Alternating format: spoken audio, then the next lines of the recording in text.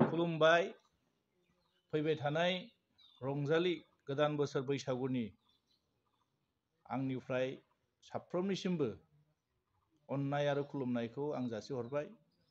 आं धनस्रि समाजनि एमसिएलए हिसाबै आं बेखौनो बुंनो हास्थायदों जे फैबाय थानाय रंजालि गोदान बोसोर बैसागुनि जेरैबायदि गोदान बोसोर हाबनाय लोगो लोगो साफ्रोमबो जोंनि सुबुं माहारि बा जोंनि बर' माहारि हिसाबै जोंनि गेजेराव अनलायनाय खौसेथि गोरोबलायनाया जाहाथे जानो थायो आरो जोंनि गेजेराव जाहाथे एना एनि जानानै थाया। मानोना जों साफ्रोमबो मोजांखौ हास्थायो।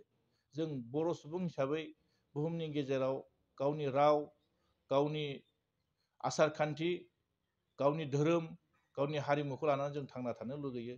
बेबायदिनो जेरै मिथिंगाया जेबायदियै माने बोसोरफ्रोमबो जिबायदि गावनि हाबाफारिखौ लानानै जेरैबायदि मिथिंगानि गेजेराव जि मोजांखौ हास्थायनानै जि बयबो जितु मिथिंगाया जिबायदि मोनसे गाब होनानै सुबुं माहारिनि गेजेराव जि मोजां मोनसे मेसेज लानानै फैयो, जोंबो बेबायदिनो बर' सुबुं हिसाबै जोंनि गेजेराव गोरोबलायनाया थाथों आं बेखौनो हास्थायदों। आरो बोथोर सफैनाय लोगो लोगो जों बयबो आबादजों नांथाबनानै गायनाय फुनायाव जों बेस्थ' जानानै थायो।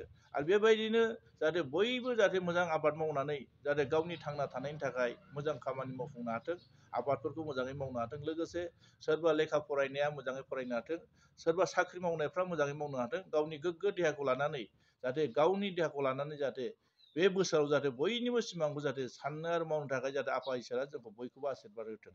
आरो जोंनि गेजेराव अनलायनाय गोरोबलायनाय जोंनि गेजेराव बुरजा बुरजा थाथों। मानोना जों सुबुं माहारि हिसाबै जों बयखौबो मोजांखौ हास्थायो। आरो बे बुहुमाव जों गावनि माहारि हिसाबै जोंनि सुबुं माहारि हिसाबै बर' हिसाबै जों थांना थानो लुगैयो।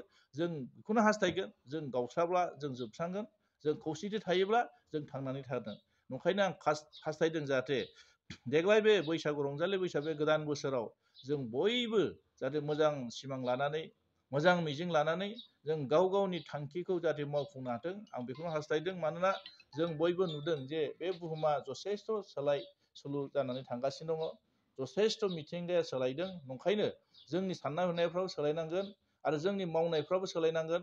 जों बयबो मोजांखौ हास्थायनांगोन आरो बयबो मोजांखौ लानानै जों आवगायलांनांगोन। ओंखायनो दिनै बे रंजालि गोदान बोसोर बैसागुनि दिनाव आं बयनिबो जिउआव जाहाथे मोजां खामानि लानानै जाहाथे आवगायलांनो हाथों। मानोना जों बयबो सुबुं माहारि हिसाबै जों बयखौबो हास्थायो, मोजां जाजानो लुगैयो। ओंखायनो दिनै नुदों जोंनि गेजेराव जिबायदि माने गाज्रि सक्तिफ्रा फैनानै जेरैबायदि जोंनि सुबुं माहारिनि गेजेराव जोंनि सानलायनाय, जोंनि हलायनाय, जोंनि मावनो नागिरनाय, जोंनि अनलायनायखौ जेरैबायदि गावस्रानो होनानै बैबायदि सक्तिया जाहाथे जोंनि गेजेराव जायगा मोना आं बेखौनो हास्थायदों। ओंखायनो एबार बे गोदान बोसोरजों जाहाथे मिथिंगाजों गोरोबनानै जों बयबो खामानिखौ मावनो हायो आरो मोजां सानस्रि लानानै साफ्रोमबो गावनि सिमांखौ जाफुंसारथों आं बेखौनो खावलायबाय। इसोरनि खाथियाव बेखिनिखौ बुंनानै आंनि रंजालि गोदान बोसोर बैसागुनि जानानै बयनिसिमबो खुलुमनाय जासिनानै आंनि बे ग्रिटिंसखौ आं खिनियावनो फोजोबबाय। गोजोन्थों। Thank you.